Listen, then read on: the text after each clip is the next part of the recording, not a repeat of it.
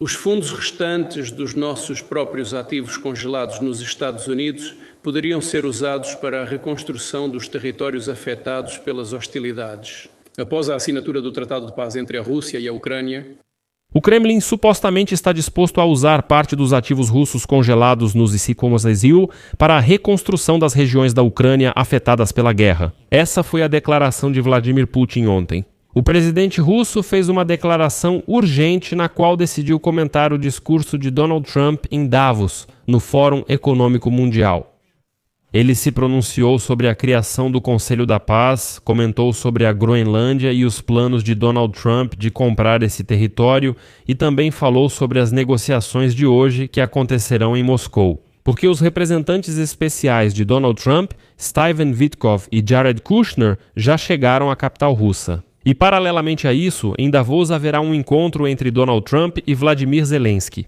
Lá, provavelmente, também estarão líderes europeus e ocorrerão negociações sobre o acordo de paz. E na véspera, Donald Trump declarou que supostamente Putin já está pronto para assinar. E agora Putin está enrolando bastante. E esse pronunciamento urgente foi gravado e publicado não por acaso, mas justamente antes da visita de Witkoff-Kushner a Moscou.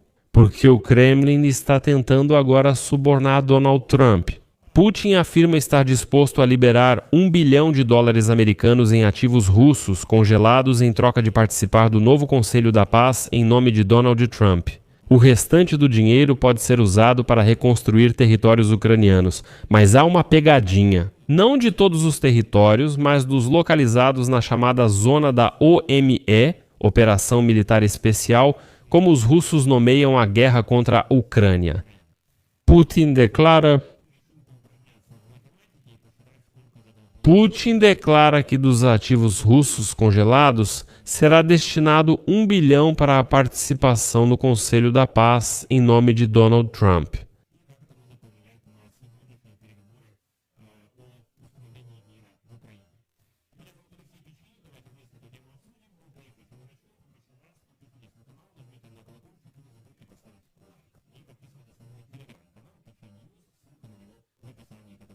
nós realmente recebemos um apelo pessoal do presidente dos Estados Unidos da América, Donald Trump, com um convite para aderir à nova estrutura internacional, o Conselho da Paz, que está sendo criada por sua iniciativa.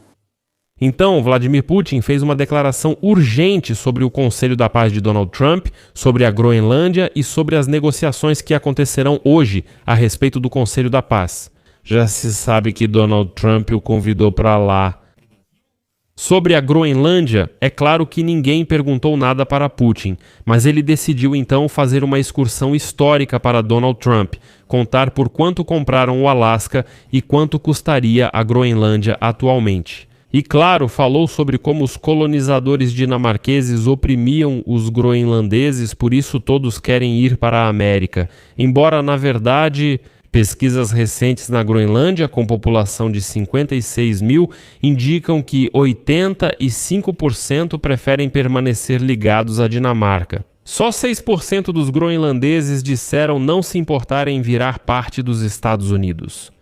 E aqui eu diria que Vladimir Putin, claro, errou feio. Bem, em primeiro lugar, Donald Trump, mesmo sem o sermão dele, sabe muito bem quanto hipoteticamente custaria a Groenlândia, se ela realmente estivesse à venda, e com certeza sabe quanto os americanos pagaram pelo Alasca lá no distante século XIX. E o segundo ponto ao qual eu chamaria a atenção é que já é tarde demais para Putin falar qualquer coisa sobre a Groenlândia. Porque os Estados Unidos da América e a OTAN anunciaram um acordo, e esse acordo claramente não se trata de comprar ou tomar a Groenlândia. Putin se atrasou com seus conselhos. Bem, pelo menos por um dia, deixe-me lembrar do que estamos falando. Trump anunciou na noite de quarta-feira o cancelamento das tarifas para países europeus. Após as negociações com Mark Rutte, que é o secretário-geral da OTAN, ele também anunciou um acordo sobre a Groenlândia. Em seguida, vou citar a declaração dele após uma reunião muito produtiva com o secretário-geral da OTAN, Mark Rutte. Criamos uma associação, base para um futuro acordo sobre a Groenlândia e o Ártico. Se essa decisão for mantida, será ótima para os Estados Unidos e todos os países da OTAN. Por isso, não aplicarei tarifas. Discussões adicionais marcadas para 1º de fevereiro serão sobre a Cúpula Dourada.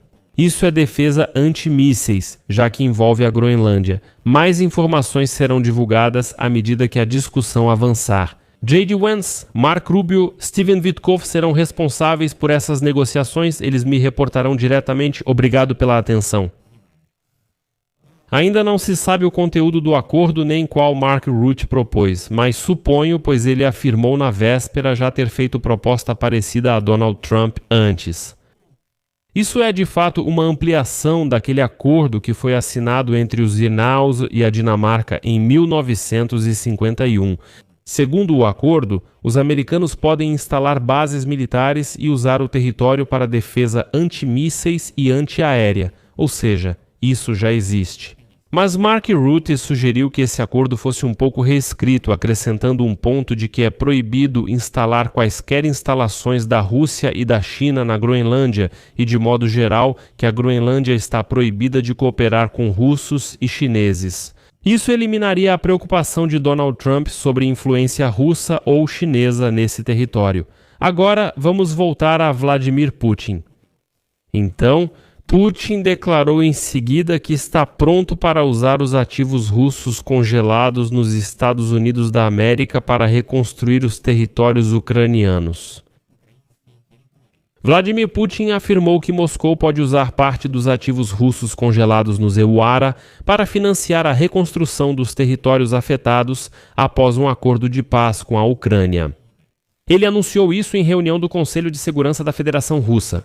Ao mesmo tempo, ele está considerando a possibilidade de enviar $1 bilhão desses ativos para o Conselho da Paz, cuja criação foi proposta pelo presidente dos Issamir, Donald Trump. Putin afirmou que a Rússia poderia ter transferido esse valor mesmo sem decisão final sobre a participação na estrutura. Mas é evidente que Putin quer muito fazer parte dessa estrutura, porque isso coincide com seus anseios por uma nova ordem mundial. Vale destacar que cerca de $5 bilhões em ativos russos congelados estão em instituições financeiras americanas. De 5 a 7 bilhões, pois a Associated Press fala em 5 bilhões e a Reuters em 7 bilhões. Em abril de 2024, o presidente dos ICMU, Joe Biden, assinou lei que autoriza confiscar e usar ativos estatais russos nos ICMU para beneficiar a Ucrânia. Putin, ciente disso, declara, cito, "Os fundos restantes dos nossos ativos congelados no EUARA poderiam ser usados para a reconstrução dos territórios afetados pelas hostilidades. Após o Tratado de Paz entre Rússia e Ucrânia, também discutimos essa possibilidade com a administração." Destaco que hoje, 22 de janeiro, chegam a Moscou o representante especial do presidente do EPAWA, Steven Witkoff, e Jared Kushner, genro de Trump, para seguir as negociações com os russos sobre a guerra na Ucrânia. Donald Trump negociará com Vladimir Zelensky em Davos e provavelmente serão negociações sincronizadas. E Putin claramente está tentando subornar a América. Eu sou tão generoso que estou pronto. Desses $7 bilhões congelados nos ICMU, ele vai dar um para Trump pela participação no Conselho da Paz e os outros 6 para a reconstrução da Ucrânia. Mas já apareceu informação de que Putin estava se referindo aos territórios ocupados da Ucrânia. Ele diz: "Vamos investir esse dinheiro na reconstrução dos territórios destruídos pela Rússia, o que cria uma certa armadilha." Levando em conta a posição de Steven Witkoff, é preciso ter cuidado nessas negociações. Por quê?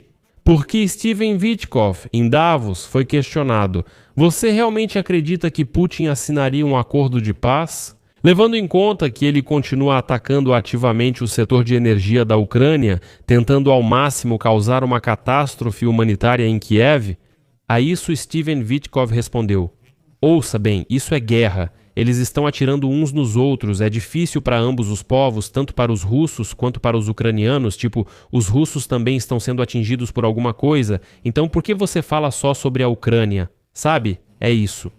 Witkoff igualou vítima e agressor dizendo: "É difícil para ambos.